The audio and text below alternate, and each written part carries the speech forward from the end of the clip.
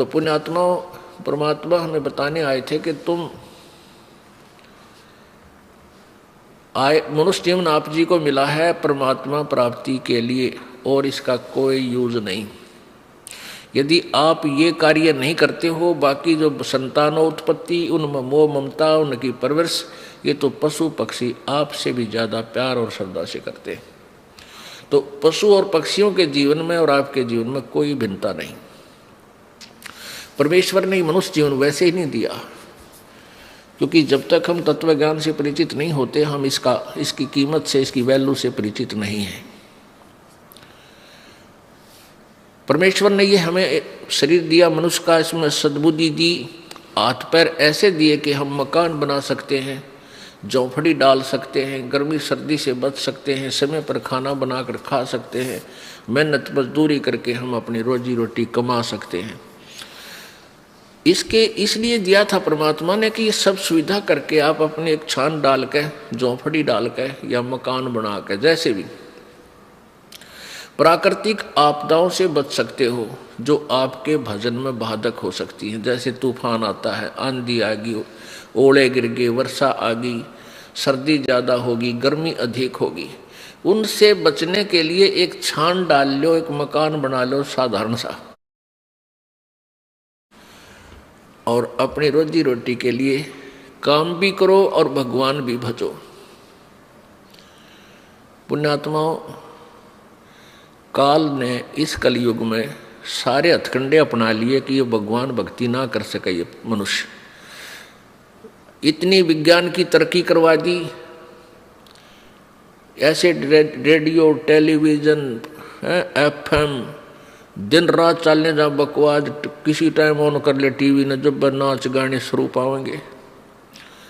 मोबाइलों के अंदर सारी बकवास भर लो, सारा दिन कान का लाए रहो, दूसरे ना पता के कर रहा, कान में ला और जेब में डाल ले, सुने जा बकवास सारा दिन। और फिर अब ये शिक्षा बना दी। अब शिक्षा इसलिए आवश्यक थी, काल ने तो बनाई है हमारे को भगवान से दूर करने के लिए, यह शिक्षा का स्तर। और परमेश्वर ने पता था कि यह शिक्षा स्तर आवेगा, शिक्षा का समय, तो मैं अपने बच्चों को अपनी पहचान बता सकूंगा, सदग्रंथों को दिखा सकूंगा। और जब आपको ज्ञान हो जाएगा, फिर आपके अंदर वो दोष नहीं रहेगा जो शिक्षा से उत्पन्न हुआ। क्या हुआ कि अब कितनी फैक्ट्रियां, कितने प्रकार के ये सरकारी कार्यालय खुल गए, इनमें जो एम्प्लॉइज हैं, कर्मचारी अधिकारी हैं, अब ये बहुत बिजी रहते हैं। आप देखो बैंक में एक कलर को समय नहीं लगा रहता है। फिर वो सारा दिन तो वहाँ डिस्टर्ब माइंड आते फिर क्या गुटी लाओगा या फिर टेलीविज़न चलाओगा मनोरंजन के लिए, और फिर पढ़ कर सो जाएगा, तड़के खाकर रोटी सुबह फिर भाग लेगा। तो और पहले क्या होता था कि सब कोई भेड़ बकरियां पाला करता, कोई गऊ पाल लेता था, कोई वैसे मजदूरी कर लेता था छोटी मोटी, कोई मानसिक ऐसा काम नहीं था, ना किसी का टेंशन थी। परमात्मा टाइम पर टूक दिया करता था, भगवान पर आश्रित थे, वर्षा के लिए प्रार्थना करते रहते थे, मालिक को याद करते थे। तो भक्ति का तो समय वो था बहुत बेस्ट। और अब काल ने ये सारे हथकंडे अपना लिए। इनमें से एक शिक्षा भी है जो डिस्टर्ब करने के लिए हमें इतना ये छोटे मोटे खिलौने बना लिए, कोई जहाज बना लिया, रॉकेट बना ली, और इन्हीं से हम मान बैठे कि हम भगवान से भी सुप्रीम है। नहीं, ये भूल है जीव की। अगर 2 वर्ष वर्षा ना हो, परमात्मा दया ना करे, और जैसे पीछे हाहाकार मच गई थी, ग्लेशियन खत्म हो गया, और पानी भी नहीं रहेगा, ये हो जाएगा, ये जो चाहे सो कर दे। अब इतनी बर्फ गिर दी, ग्लेशियन कर दी सारे का। तो हम क्यों ना उस मालिक से अर्ज करें तो सब कुछ ठीक कर दे। विज्ञान तरीके से हम कितना क्या कर सकते हैं। तो अगर 2 वर्ष वर्षा ना हो ना, ये सारे रॉकेट, ये जहाज उस एयरपोर्ट पर खड़े खड़े जंग लगाए, इनका कोई बैठनिया नहीं पावे इनमें, न ये टेलीविज़न देखे, क्योंकि पेट ना भरेगा। बकवास तो जब आवे, जब हमारे अंदर समय पर टूक मिल जाए प्राणी को।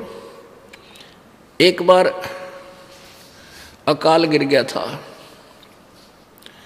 एक भयंकर अकाल गिरा था, और 2 वर्ष पहले तो 1 वर्ष का अकाल बहुत होता था, तो उसमें इतनी हाहाकार मच गई कि जो दिल्ली के सेठ और राजा लोग होते थे, जो नान पुलाव खाया करते थे, उन्हें रोटी भी ना पाई, घास तोड़ तोड़ के खाए, धक्के खाते अंडे और मर गए भूखे। तो परमात्मा कहते हैं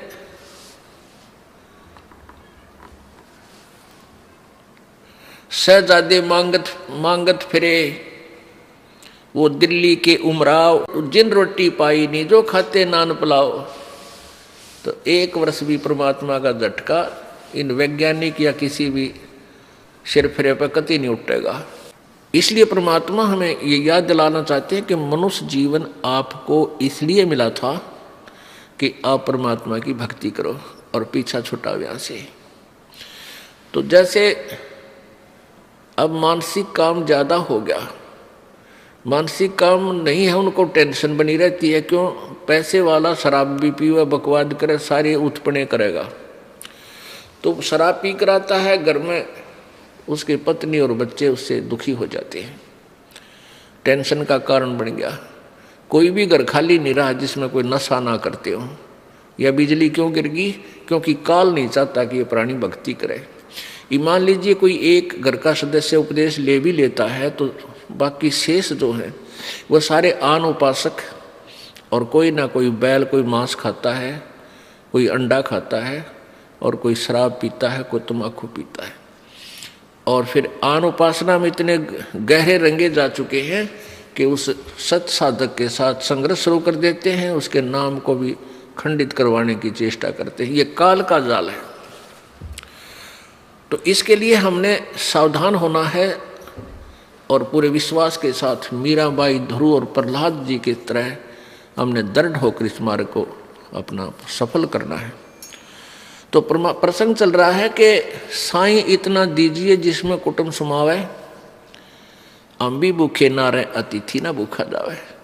अब हमारे लिए परमात्मा ने ये उदाहरण दिया है कि इस कलयुग में, अब वर्तमान में जो माया जोड़न की दौड़ लगी है, ऐसी होड़ लगी है कि इस इंसान को माया के सिवाय पैसे के अतिरिक्त कुछ भी दिखाई नहीं देता। ना नाता दिखाई देता है, ना कोई लाज शर्म लोग की रह रही है।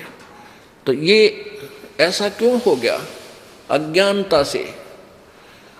परमात्मा कहते हैं ये काया तेरी है नहीं, माया कहाँ से हो, और चरण कमल में ध्यान रखो, इन दोनों को खो। अब काया तेरी है नहीं, शरीर है तेरा नहीं, और तू संपत्ति ना अपनी मान बैठा, नालायक के भूल पड़ गई तेरा।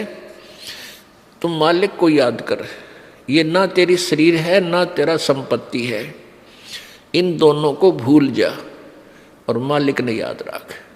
इस मिट्टी से ये 5 तव का पुतला जब ये समाप्त हो जाएगा, इसका समय पूरा होगा, उसी समय इसको सभा कर देंगे, जला देंगे, ये राख बन जाएगा, पहचान भी नहीं होगी ये किसकी है, और इसके ऊपर गद्दे लोटा करेंगे। और इस मिट्टी से हम लाभ उठा सकते हैं, परमात्मा पा सकते हैं, इस मिट्टी से हम सोना बना सकते हैं। उसको भूलकर हम केवल एक ही काम लगे रहते हैं, संपत्ति माया जोड़ने के।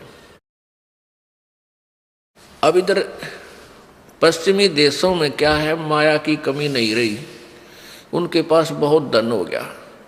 अब वो धन हो गया तो उनको धन बहुत हो गया, अब उनको शांति नहीं।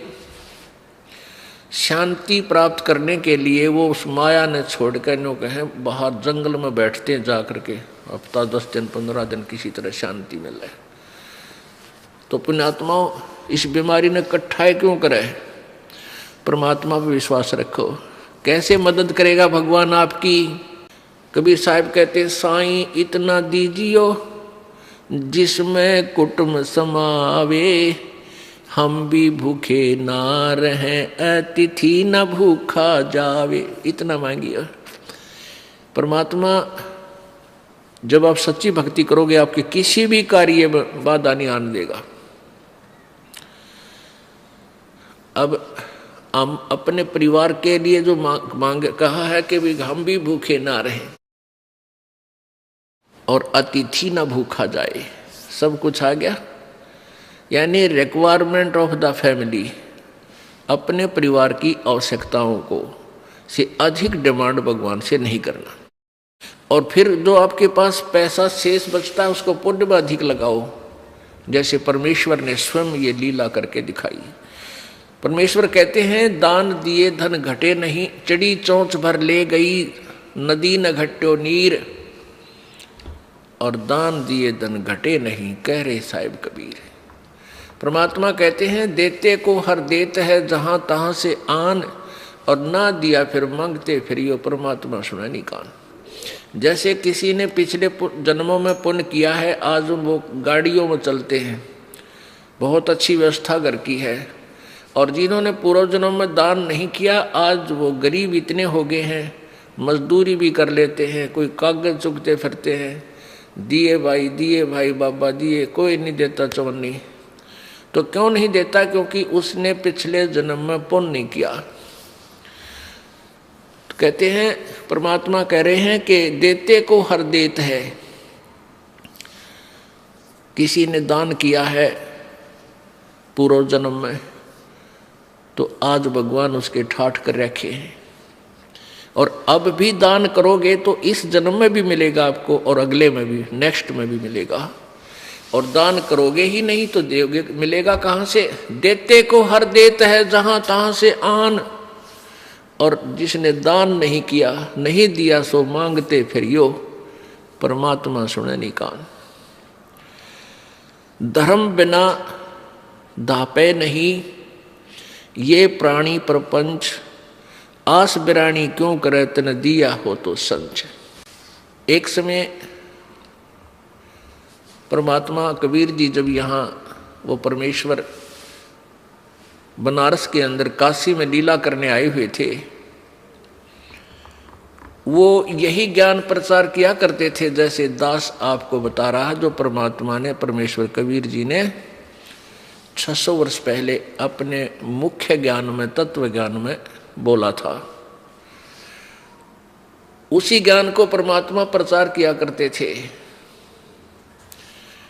और दोनों धर्मों को, हिंदू और मुसलमानों को, दोनों को कहा करते, तुम एक ही प्रभु के बच्चे हो, तुम अलग अलग नहीं हो। तुम आपस में झगड़ा करते हो, एक दूसरे को हीन सिद्ध करने की चेष्टा करते हो, ये तुम्हारा व्यवहार ठीक नहीं, क्योंकि तुम परिचित नहीं परमात्मा से। हिंदू को कहते थे और मुसलमानों को भी समझाते थे कि तुम जो साधना कर रहे हो, तुम्हारी साधना ठीक नहीं है।